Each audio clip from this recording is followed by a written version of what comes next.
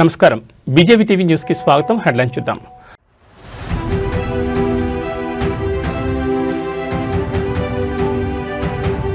CM చంద్రబాబుతో deputy CM Pawan Kalyan భేటీ. తాజా రాజకీయ పరిణామాలు, ఇతర అంశాలపై చర్చ.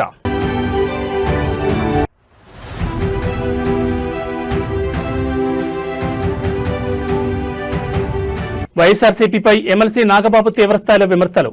వైసీపీ హిందూ ద్రోహి అంటూ సంచలన వ్యాఖ్యలు.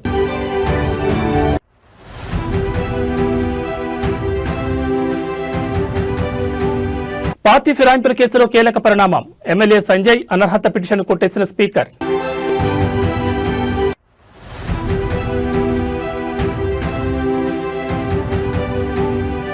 ఫోన్ ట్యాపింగ్ కేసులో డీఎస్పీ ప్రణీతరావుపై వేటు. డీఎస్పీ నుంచి సీఐగా డిమాండ్.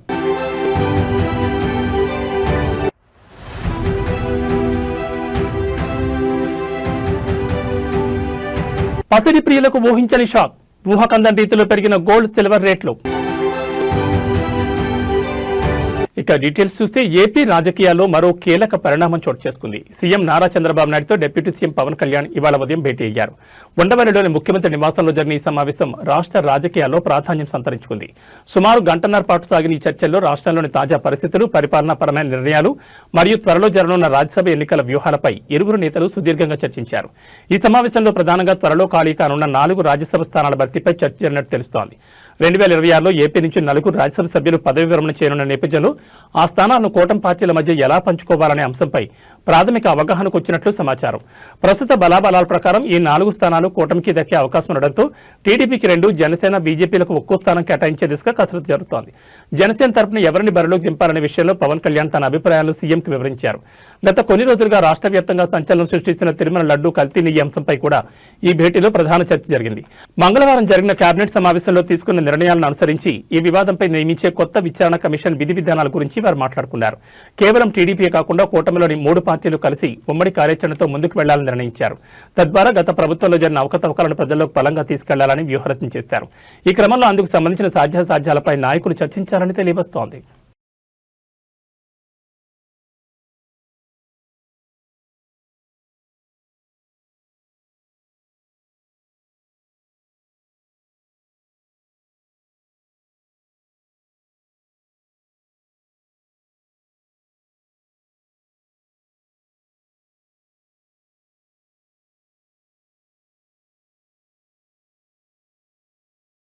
జనసేన నేత ఎమ్మెల్సీ నాగబాబు సంచలన వ్యాఖ్యలు చేశారు. తాను ఒక సగటు భారతీయుని, హిందువుని అని చెప్పారు.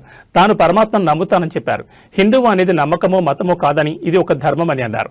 ఇది ఒక జియోగ్రాఫికల్ ఐడెంటిటీ అని చెప్పారు. ఈ దేశంలో పుట్టిన ప్రతి ఒక్కరూ హిందువేనని, ఇక్కడ చార్వాకులకు కూడా చోటు ఉంది కాబట్టి తాను హిందువుని అని అన్నారు. తన ధర్మాన్ని గౌరవిస్తూ ఇతరుల విశ్వాసాలను కించపరచకుండా బతికున్నా కాబట్టి ప్రౌఢ్ సనాతని హిందువుని చెప్పారు. అందుకే తాను ఎమ్మెల్సీగా మండలిలో అడుగుపెట్టిన తొలిసారి అర్చకుల జీతాలు పెంచాలని కోరినట్లు తెలిపారు. 2020లో అంతర్వేదిలో రథం దగ్ధమైన రోజు, రాష్ట్ర వ్యాప్తంగా హిందువుల మనోభావాలు దెబ్బతిన్న రోజు వైసీపీ ప్రభుత్వం కేసును సీబీఐకి అప్పగిస్తామని చెప్పిందన్నారు. కానీ సీబీఐ ఆ కేసును టేకప్ చేయలేదని చెప్పిందన్నారు. వైసీపీ వాళ్లకు ఇతరుల పర్సనల్ విషయాలపై ఉన్న ఆసక్తి ప్రజలపై ఉండదన్నారు. 2020లోనే రామతీర్థం రాముడి శిరస్సును తీసేసినా వైసీపీ పట్టించుకోలేదన్నారు. ఈ కేసును కూడా నీరు కార్చారన్నారు. 2024 జనవరి 24లో అయోధ్య రామ మందిరం నిర్మించుకున్నారని అన్నారు. ఈ సందర్భంగా పవన్, చంద్రబాబు వెళ్లి అయోధ్యలో జరిగిన కార్యక్రమంలో పాల్గొన్నారని అన్నారు. కానీ జగన్ ఒక ట్వీట్ కూడా చేయలేదన్నారు. అంతేకాకుండా టీటీడీలో అకామిడేషన్ ఛార్జీలు పెంచారని, సామాన్యుడికి దేవుని దూరం చేశారన్నారు. తిరుమలపై దోపిడీ అంతా ఇంతా కాదన్నారు. బాధ్యత గురించి వైసీపీ వాళ్ళకు చెప్పడం చెవిటోడి ముందు శంఖం వదినట్లే అన్నారు. పవన్ తిరుమల దర్శనానికి తన కూతురుకు డిక్లరేషన్ ఇప్పించారని, అబ్దుల్ కలాం కూడా డిక్లరేషన్ ఇచ్చే వెళ్లారని అన్నారు. నువ్వు కలాం కంటే గొప్పోడివా అంటూ జగన్ ప్రశ్నించారు. నమస్తే, నేను మీ నాగబాబుని. ఒక సగటు భారతీయుడిని, ఒక హిందువుని. అదేంటి మీరంతా నాస్తికుడు అనుకుంటున్న నాగబాబు హిందువుని అంటున్నాడని అనుకుంటున్నారా? ఆదిశంకరుల అద్వైతం, రమణుల ఆత్మజ్ఞానం, వీళ్ళిద్దరూ చెప్పిన నిరాకార స్వరూపమైనటువంటి ఆ పరమాత్మను నమ్ముతాను. హిందువు అనేది ఒక నమ్మకమో ఒక మతమో కాదు, ఇది ధర్మం, మన జీవన విధానం. అవివేకుల్ని, అజ్ఞానుల్ని ఎడ్యుకేట్ చేసేలా చెప్పాలంటే ఇది ఒక జియోగ్రాఫికల్ ఐడెంటిటీ కూడా. ఆసేతు హిమాచలం నుంచి హిందూ మహాసాగరం వరకు ఈ పుణ్యభూమిలో పుట్టిన ప్రతి ఒక్కడూ హిందువే. ఈ దేశంలో, ఈ ధర్మంలో చార్వాకులు కూడా చోటుంది కాబట్టి నేను నికార్సైన హిందువుని. నా ధర్మాన్ని గౌరవిస్తూ ఇతరుల్ని కించపరచకుండా బతుకుతున్న ఒక ప్రౌడ్ సనాతన హిందూని. అందుకే నాకు ఎమ్మెల్సీగా కౌన్సిల్లో మాట్లాడే అవకాశం రాగానే హిందూ మతం కోసం పాటుపడే అర్చకుల చాలీ చాలని జీతబత్యాల గురించి మాట్లాడాను. మరి వైసీపీ నాయకుల సంగతి ఏంటంటారు? రండి చూద్దాం.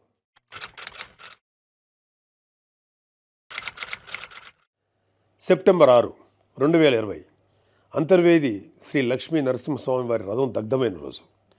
రాష్ట్ర వ్యాప్తంగా ఉన్న హిందువులందరి మనోభావాలు దెబ్బతిన్న రోజు. అప్పటి వైసీపీ ప్రభుత్వం ప్రతిపక్షాల ఒత్తిడికి తలొగ్గి కేసుని సిబిఐకి అప్పచెప్తామని చెప్పింది. కట్ చేస్తే 2023లో ఒక హిందూ హక్కుల యాక్టివిస్టు ఆర్టీఐ వేశాడు. దానికి సిబిఐ ఏం సమాధానం చెప్పిందో తెలుసా? అసలు ఈ కేసు మేము టేకప్పే చేయలేదని చెప్పారు.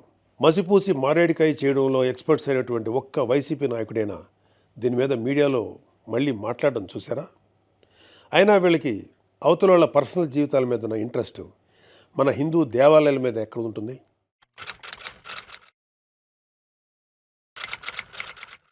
డిసెంబరు 2020 రామతీర్థం రాముడు మనకు ఒక దైవం. మహావిష్ణువు అవతారం మాత్రమే కాదు, అంతకు మించి ఈ దేశం తాలూకు ఆస్తిత్వం రామకథలో ఉంది. ఒక మనిషి ధార్మికంగా ఎలా బ్రతకాలో రామాయణం చెప్తుంది. రామాయణంలో మారీచుడు చెప్తాడు, రామో విగ్రహవాన్ ధర్మ సాధు సత్య పరాక్రమ అని. ఈ భూమి మీద రాశీభూతమైన ధర్మమే శ్రీరాముడిని నమ్మే జాతి మనది. అలాంటి రాముడి శిరస్సును నరికినా పట్టించుకోని ప్రభుత్వం వైసీపీ ప్రభుత్వం. అప్పటి ప్రభుత్వం ఇన్వెస్టిగేషన్లో చూపించిన నిర్లక్ష్యం వల్ల దీని వెనుకున్న అసలు దోషులను ఎమ్మెల్యేల పార్టీ ఫిరాయింపుల వ్యవహారంలో ఈ రోజు కీలక పరిణామం చోటు చేసుకుంది. జగిత్యాల ఎమ్మెల్యే డాక్టర్ సంజయ్కు భారీ ఊరట లభించింది.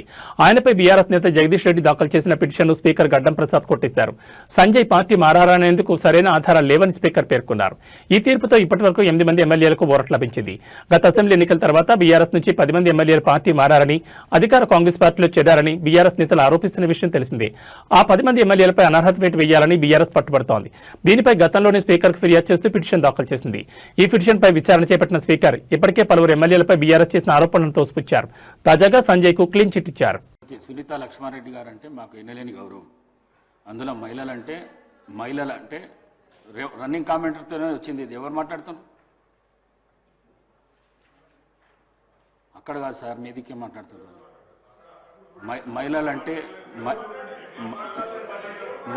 మహిళలంటే ఎన్నలేని గౌరవం నాకు 8 మంది సిస్టర్స్ ఉన్నారు. నేను మహిళలను చాలా ఎక్కువ గౌరవిస్తాను. నేను ఈ సీటు మీద ఉండి నేను మిమ్మల్ని అనుకోవడం మాత్రం చాలా పొరపాటు. అది మీరు మాట్లాడేటప్పుడు రన్నింగ్ కామెంటరీ ఇక్కడి నుంచి అక్కడి నుంచి వస్తున్నది. వారు మాట్లాడేది వినబడతలేదు, నాకే వినబడతలేదు, మీకు వినబడుతుందా అని చెప్పిన. మిమ్మల్ని ఉద్దేశించి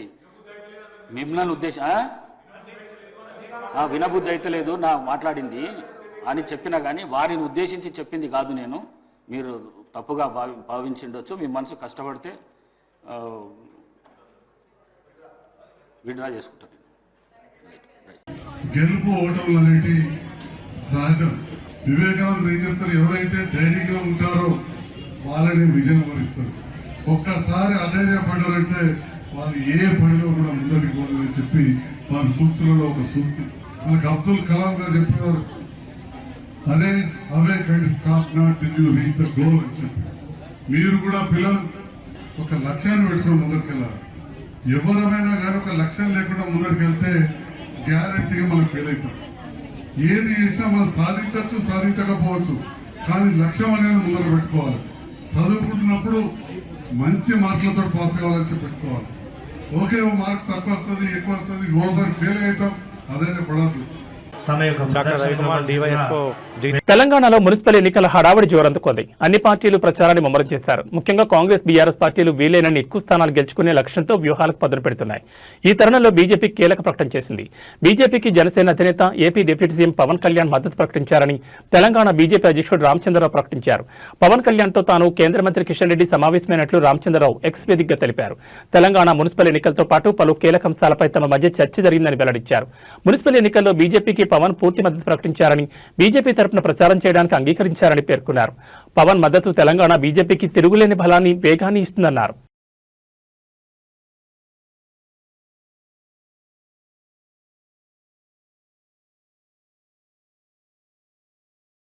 ఫోన్ ట్యాపింగ్ కేసులో మరో సంచలన నిర్ణయం తీసుకున్నారు. డీఎస్పీ ప్రణీతరావును డిమోట్ చేస్తూ ప్రభుత్వం ఉత్తర్వులు జారీ చేసింది. డీఎస్పీ నుంచి సీఐగా ప్రణీతరావును డిమోట్ చేస్తూ తెలంగాణ ప్రభుత్వం ఉత్తర్వులు వెలువరించింది. ఫోన్ ట్యాపింగ్ కేసుకు ముందు డీఎస్పీగా ఉన్న ప్రణీతరావు అరెస్ట్ అనంతరం సస్పెండ్ అయ్యారు. 2007 బ్యాచ్కి చెందిన ప్రణీతరావుకు గతంలో కల్పించిన యాక్సిలరేటెడ్ పదోన్నతి రద్దయినట్లయింది. ఇకపై ఆయన ఇన్స్పెక్టర్గానే కొనసాగనున్నారు. గత ప్రభుత్వ హయాంలో ఎస్ఐబి డీఎస్పీగా పనిచేసిన దుగ్గ్యాల ప్రణీతరావు కిందట సస్పెండ్ అయ్యారు. కేసీఆర్ ప్రభుత్వ హయాంలో రాజకీయ నాయకులు ప్రజాప్రతినిధులు ఫోన్ ట్యాప్ చేసినట్లు ఆయనపై పెద్ద ఎత్తున ఆరోపణలు వచ్చాయి. కాంగ్రెస్ ప్రభుత్వం అధికారంలోకి వచ్చిన తర్వాత ఆయన వ్యవహార శైలిపై విచారణ చేయించారు. విచారణలో అది నిజమని తేలడంతో ప్రభుత్వం సస్పెండ్ చేసింది. 2023 నవంబర్ 15న ఒకే రోజు 650 ఫోన్లు ట్యాపింగ్ అయ్యాయని, మావోయిస్టుల నేతలతో వీరికి సంబంధాలున్నాయంటూ రాజకీయ నేతల నెంబర్లను పంపించి రివ్యూ కమిటీ ద్వారా గ్రీన్ సిగ్నల్ వచ్చిన తర్వాతే ఫోన్లు ట్యాపింగ్ చేసినట్లు సిట్ గుర్తించింది. ఈ క్రమంలో వాటికి సంబంధించిన ప్రభాకర్ కూడా దాదాపు 3 సార్లు విచారించారు. తాజాగా ప్రభాకర్ రావు డీఎస్పీ నుంచి సీఐగా డిమోట్ చేయడం సంచలనంగా మారింది. లోక్సభలో 8 మంది కాంగ్రెస్ ఎంపీల సస్పెన్షన్పై భువనగిరి ఎంపీ చామల కిరణ్ కుమార్ రెడ్డి ఆగ్రహం వ్యక్తం చేశారు. పార్లమెంట్లో వాస్తవాలు బయటకు రాకుండా బీజేపీ అడ్డుకుంటోందని, రాహుల్ గాంధీ మాట్లాడుతుంటే మైక్ కట్ చేసి ప్రతిపక్షాల గొంతు నొక్కే ప్రయత్నం చేస్తున్నారని విమర్శించారు. నిషికాంత్ దూబే, అనురాగ్ ఠాకూర్ వంటి వారు కావాలనే సభను అడ్డుకుంటున్నారని ఆరోపించారు. ప్రజా సమస్యలపై చర్చించే ఉద్దేశం కేంద్రానికి లేదని మండిపడ్డారు. నిన్న 8 మంది ఎంపీలను, అంటే నాతో పాటు 7 ఎంపీలను పార్లమెంట్ నుంచి సస్పెండ్ చేయడం జరిగింది. కేవలం రాహుల్ గాంధీ గారికి అవకాశం ఇవ్వలేదని, రాహుల్ గాంధీ గారు వాస్తవాలు మాట్లాడుతుంటే వాస్తవాలు మాట్లాడనీయకుండా కొంతమంది సభ్యులు అనురాగ్ ఠాకూర్, నిషికాంత్ దూబే లాంటి వాళ్ళు డిస్టర్బ్ చేయడమే కాకుండా తర్వాత స్పీకర్ రాహుల్ గాంధీ గారి మైకును తీసుకెళ్లి వేరే సభ్యునికి మాట్లాడే అవకాశం ఇచ్చినప్పుడు మేము స్పీకర్ దగ్గర పోయినప్పుడు మమ్మల్ని సస్పెండ్ చేశారు. ఒకటి ఈరోజు మీరు చూసినట్టయితే మేమందరం కూడా ఇక్కడ ధర్నా చేస్తున్నాం. ఎందుకంటే 8 మంది ఎంపీలను కేవలం నోరు నొక్కే ప్రయత్నమే కాదు, కొంతమంది ఎంపీలను ఇప్పుడు కూడా హౌస్ అడ్జర్న్ చేసిర్రు. వీళ్ళు హౌస్ నడపాలని కాదు, ఎప్పుడైనా ప్రజల సమస్యల మీద మాట్లాడేటప్పుడు ప్రజా సమస్యల మీదనే కాకుండా దేశంలో జరుగుతున్నటువంటి విషయాల మీద, సామాన్యులకు నష్టం జరిగే విషయాల మీద మాట్లాడే ప్రయత్నం చేస్తే మమ్మల్ని మాట్లాడనీయక గొంతు నొక్కే ప్రయత్నం చేస్తున్నారు. గొంతు నొక్కినంత మాత్రాన ఏం కాదు. ఒకవేళ వాళ్ళు ఇవాళ మమ్మల్ని చట్టసభలకు ప్రజలు పంపించింది ప్రజా సమస్యల మీద మాట్లాడటానికి. ఈ దేశంలో జరుగుతున్నటువంటి ఏ లా మీదనైనా చర్చ జరగకుండా వాళ్ళు ఇష్టానుసారంగా చేస్తున్నటువంటి పద్ధతిని మేము ఎదుర్కొంటున్నాం అన్న ఉద్దేశంతో మా గొంతులు నొక్కే ప్రయత్నం చేశారు. కానీ ఈరోజు వాళ్ళు గొంతు నొక్కినంత మాత్రాన మేము ఆగే ప్రయత్నం చేయము. మేము డెఫినెట్గా మకరదార్ దగ్గర మేము 8 మంది ఎంపీలను కూడా ఈరోజు ధర్నా చేస్తున్నాం.